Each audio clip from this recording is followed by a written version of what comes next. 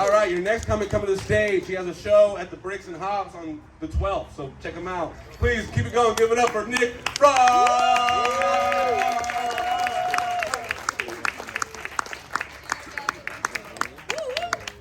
It sounded like you maybe thought my name was Nick Froster, but it's Foster. Hey everybody, my name's Nick Foster. You guys doing good?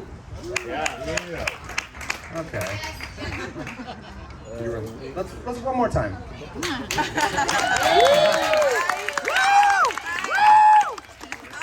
Thank you. I'm recording this, so I'm gonna cut the beginning part out.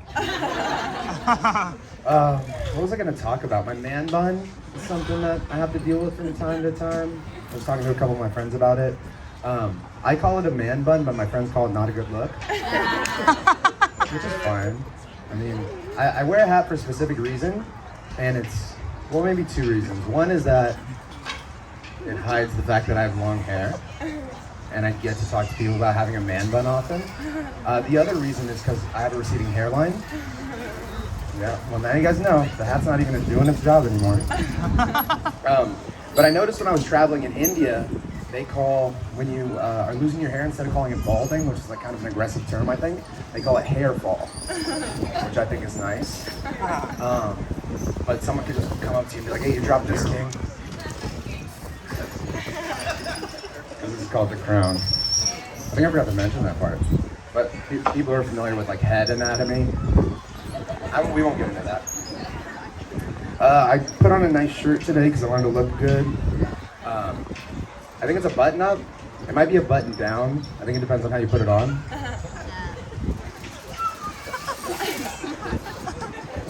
I might be the only one that cares that much about shirts. I did some research and I still don't know the difference.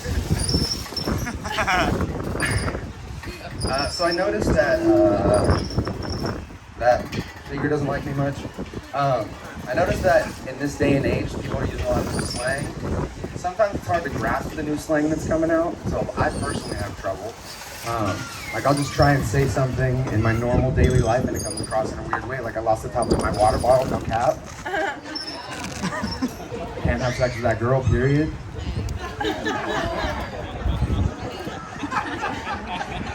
And like just for that reason, I would hate to see the movie Dracula remade today, because there'd just be like Van Helsing chasing him with a stake, and it's like just like side partner going like slay queen.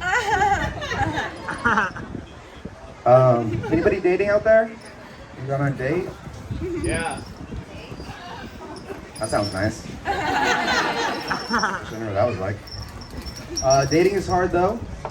You have to get on the app sometimes. Talk to people. I'm not good. I'm good in person. You guys know. But over text, I just don't have the same things to say, and it doesn't have the same emphasis.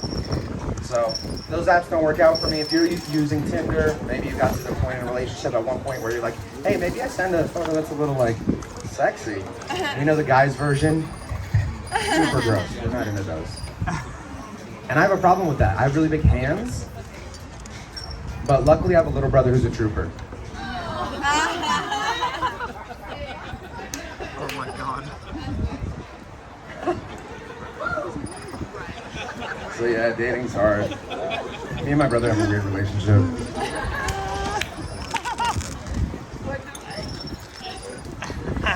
But when you're dating, I notice when I'm going out with my friends, like, we all have really high expectations for the night.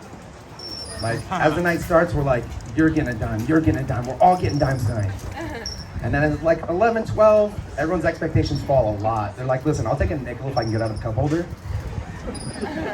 But they're just so sticky. But luckily, they're pretty thick. Thanks, man. I appreciate you. And then after 2 a.m., it's like, I'll take a penny if it gives heads.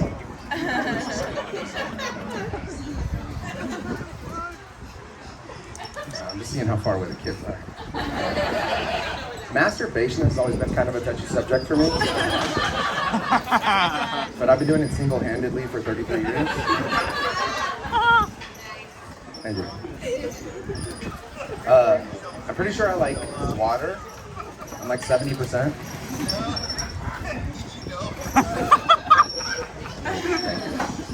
Some of them are thinkers, so I like give you guys time to talk amongst yourselves after. I got a new phone recently, and now my doctor won't take any of my appointments. It's an Apple.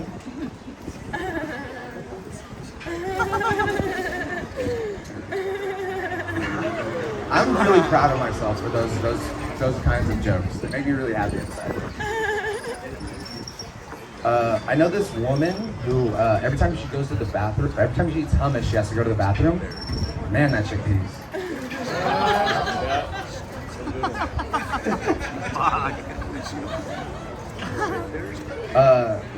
I noticed in my travels, because I had been to India, I was talking about that earlier, there's different kinds of soda around the world. There's differences with people everywhere.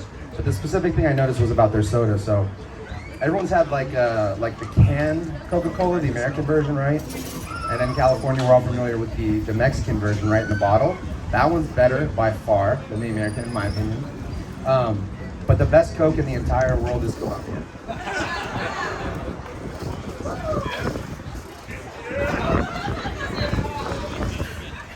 We're gonna talk after whoever that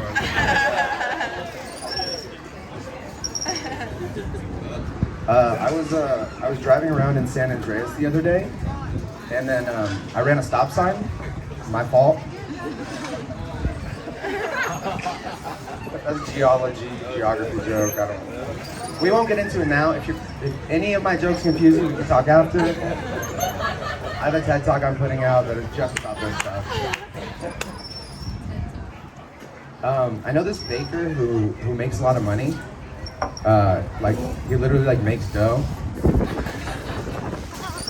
Legitimately gets bread. It's all about that parchment paper.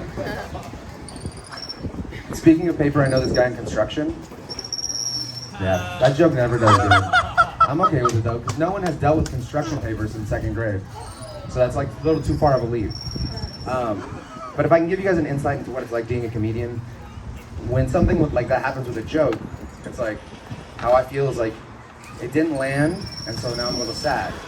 So it has two things in common with 9/11.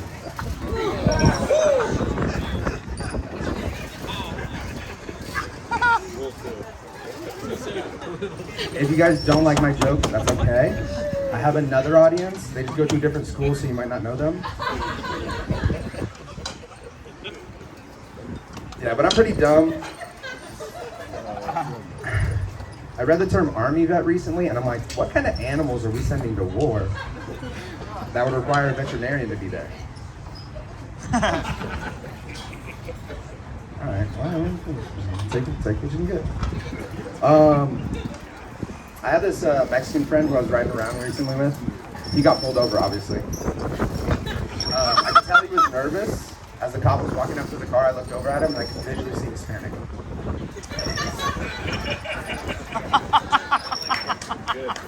Thank you. Yeah, no, I'm also proud of myself for that one. All right, I'll leave you guys on this. So, as I said, my name's Nick Foster. I'm from Stockton. You can tell because I never met my dad and I was raised by pit bulls. I don't know what it was about that magic part of birth where I took my first breath of life and my dad was like, I already don't like them. But it made me weird about things that have happened in my life. Geometry was weird. You guys know geometric shapes. You got hexagons, octagons, 8 sides, decagons, 10 sides. So many gons. They remind me of my dad. I wish it was a nonagon. 9-sided shape. Yeah, it is. I did the research on that one. But I'll leave you guys on this. Some words of wisdom. As my dad would always say to me, bye. Thank you guys so much. Make sure to tip and thank for all the fun you're having here. Give us your hugs one more time. Keep it over Nick Foster, you guys. Nick Foster. Not Nick Frost or Robert Frost, that's Nick Foster. Yes. You guys, I feel like raisins are the cross-dressers of fruit. Because every time I see one and I think it's a chocolate chip, I'm like, oh yeah. Then I find out it's a raisin, I'm like, ugh. I still eat it, I just don't tell my friends.